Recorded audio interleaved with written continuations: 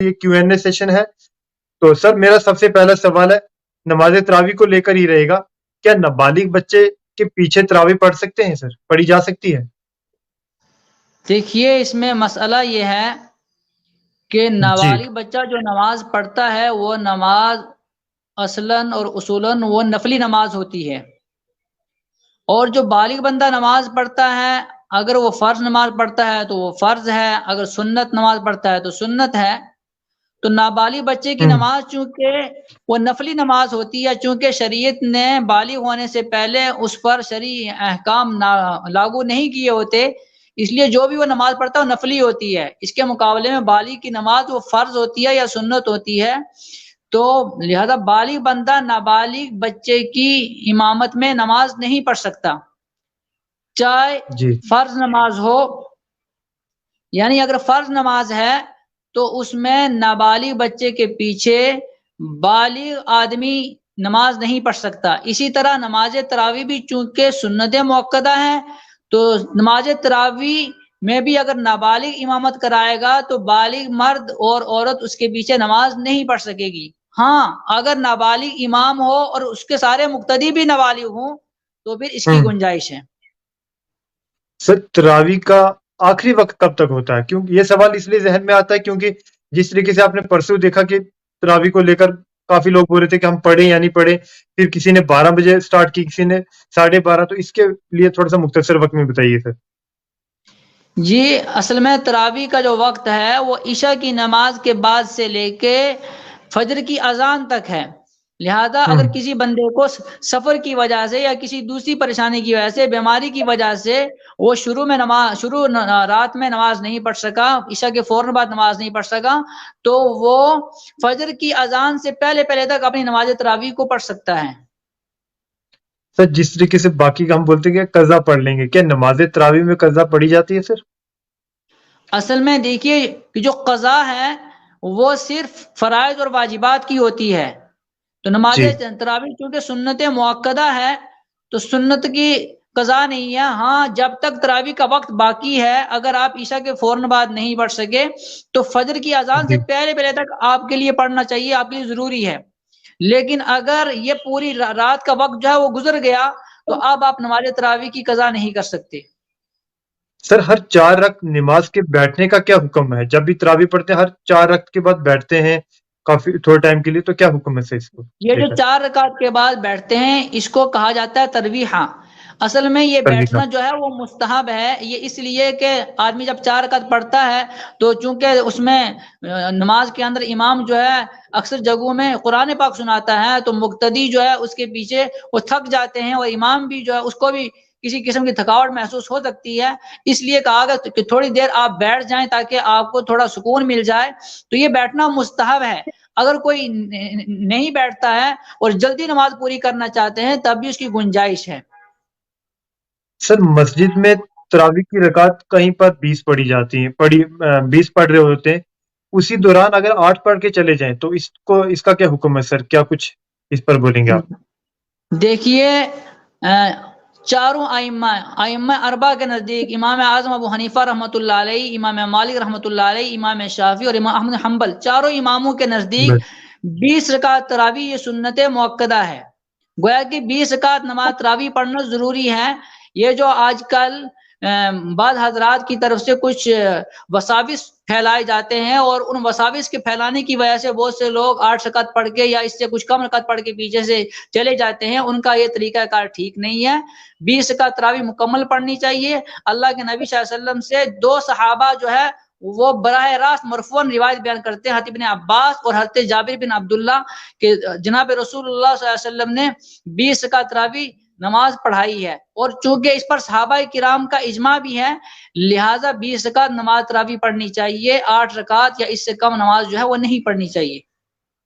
جی عورتوں کے لیے تراویح کے کیا حکم ہے؟ جی عورتوں کے لیے تراویح کے کیا حکم ہے؟ ہاں جس طرح مردوں کے لیے نماز تراویح سنت موقدہ ہے اسی طرح عورتوں کے لیے بھی نماز تراویح جو ہے سنت موقدہ ہے. البتہ عورتوں کی نماز تراویح کا طریقہ یہ ہے کہ عورت انفرادن الگ الگ اپنے گھروں کے اندر 20 رکعت نماز پڑھے گی، اور جس طرح مرد 2 رکعت پہ سلام پھیر کے نماز پڑھتے ہیں، اسی طرح وہ بھی 2 رکعت پہ سلام پھیر کے 20 رکعت پوری کرے گی۔ البتہ مرد حضرات چونکہ جماعت کے ساتھ ان کے لیے پڑھنے کا حکم ہے اور وہ اپنے علاقے کی مساجد میں آتے ہیں، عورت کے لیے بہتر یہ ہے کہ اپنے گھر کے اندر 2 رکعت کر کے 20 رکعت پڑھے گی۔ جس طرح مرد کے لیے سنت موقدہ ہے، اسی طرح عورت کے لیے بھی سنت موقدہ ہے۔ رمضان میں تراویح کے بعد تہجد پڑھ سکتے ہیں؟ جی بالکل، نماز تراویح الگ نماز ہے اور نماز تہجد الگ نماز ہے۔ یہ بالکل نہیں ہے، یہ بات بالکل غلط ہے کہ جو حضرات کہتے ہیں کہ نماز تراویح اور تہجد ایک ہے۔ بالکل نہیں، نماز تہجد کا حکم قرآن پاک سے ہے، اور نماز تراویح کے بارے میں اللہ کے رسول صلی اللہ علیہ وسلم خود فرمایا وَسَنَّنْتُ لَكُمْ قِيَامَهُ، کہ نماز تراویح کو میں نے مسنون قرار دیا ہے۔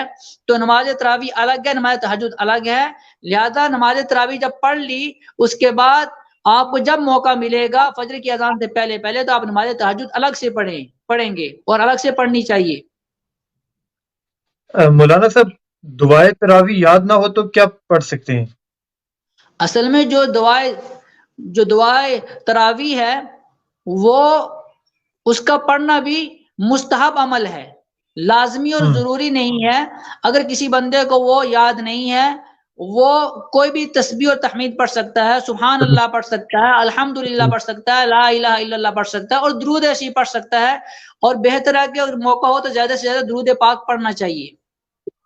جی اسد صاحب، یہ بتائے، کل ایک کنٹروورسی بڑی ہندوستان میں بھی، پاکستان میں بھی، باقی ملکوں میں بھی تھوڑی تھوڑی دکھنے کو ملی کہ پہلے بولا گیا کہ کل روزہ نہیں، یا مفتی جو صاحب گرینڈ مفتی صاحب ہیں ان کی طرف سے بولا گیا کل ہے۔ تو اس چیز کو آپ کس طرح دیکھتے ہیں؟ کیا آپ کو نہیں لگتا کہ ہر کمیٹی اپنے طریقے سے چل رہی ہے، کمپٹیشن کھیل رہی ہے ایک طریقے سے؟ آپ کس طرح دیکھتے ہیں اس چیز کو؟ اصل مسئلہ یہ ہے کہ یہ چاند دیکھنے یا نہ دیکھنے، اصل اسلام کا حکم ہے کہ جب بھی چاند تم لوگ دیکھ لو تو تمہیں روزہ رکھنا چاہیے۔ جب یہ ذرائع ابلاغ کا دور نہیں تھا، اس وقت میں ہر علاقے کا قاضی اور مفتی جو ہے وہ چاند کے بارے میں فیصلہ کیا کرتا تھا، اور جو اس کا فیصلہ ہوتا تھا وہی فیصلہ عام لوگوں کو ماننا ہوتا تھا۔ لیکن جب یہ ذرائع ابلاغ کے ذرائع آگے تو اس کے بعد ہر ملک جو ہے وہ یہ کوشش کرتا ہے کہ ہمارے ملک میں ایک ہی جو بڑا مفتی ہے جب وہ اعلان کر دے اس کے بعد جو ہے اس اعلان کو مانا جائے۔ لیکن چونکہ ہماری ریاست جموں کشمیر جو ہے یہاں کوئی الگ سے رویت ہلال کمیٹی نہیں ہے، تو یہ ہمارے پیدا ہونے سے پہلے ہمارے آب و اجداد کا طریقہ کار رہا ہے کہ ہمارے پڑوسی ملک وہ وہاں سے رویت ہلال کمیٹی، چونکہ اس کے پیچھے ایک حکومت ہے اور اس کے پاس آلات بھی ہیں، سارے اسباب و وسائل بھی ہیں، تو وہاں کا جو فیصلہ ہوگا وہ فیصلہ یقیناً وہ اتھینٹک فیصلہ ہوگا۔ اور چونکہ ہمارا مطلع، اصل مطلع کہا جاتا ہے کہ جو چاند دیکھنے کی جگہ ہے، تو ہمارا مطلع وہ صوبہ سرحد اور جو ہمارے پڑوسی ملک ہے اس کے زیادہ قریب ہے بنسبت ہمارے ملک ہندوستان کے جنوبی علاقوں سے۔ تو اسی لیے ہمارے اکابر اور بزرگوں کا طریقہ یہی رہا ہے کہ ہمارا پڑوسی ملک میں رویت ہلال کمیٹی کا جو اعلان ہوتا تھا اسی کو ہی معتبر مانا جاتا تھا، چونکہ ہماری ریاست میں الگ سے کوئی رویت ہلال کمیٹی موجود نہیں تھی۔ اب یہ جو ہوا تو یقیناً یہ ایک افسوسناک واقعہ ہونا تو نہیں چاہیے تھا، لیکن اب بہت بہتر یہ ہوگا کہ اگر یہاں ایک رویت ہلال کمیٹی قائم کی جائے جس میں تمام مکاتب فکر کے مستند علماء کرام موجود ہوں، تاکہ کسی کو اس کے فیصلے پر اعتراض کا موقع نہ ملے۔ اگر کسی کمیٹی کے اندر ایک ہی مکتبہ فکر کے لوگ ہوں گے تو یقیناً جو اس کا فیصلہ ہوگا وہ دوسرے مکتبہ فکر کو قابل قبول نہیں ہوگا۔ تو بہتر یہی ہے کہ ایسی کمیٹی بنائی جائے جس کے اندر تمام مکاتب فکر کی نمائندگی موجود ہو، تاکہ جو فیصلہ وہ کرے کمیٹی کرے تو وہ فیصلہ سب کے لیے قابل قبول ہو۔ سب سے بہتر طریقہ کار یہی صحیح میں آ رہا ہے۔ اسد صاحب، بہت بہت شکریہ قیمتی وقت دینے کے لیے اور بہت سارے سوالوں کا جواب دینے کے لیے، بہت بہت شکریہ سر۔ شکریہ، جزاک اللہ، جزاکم اللہ۔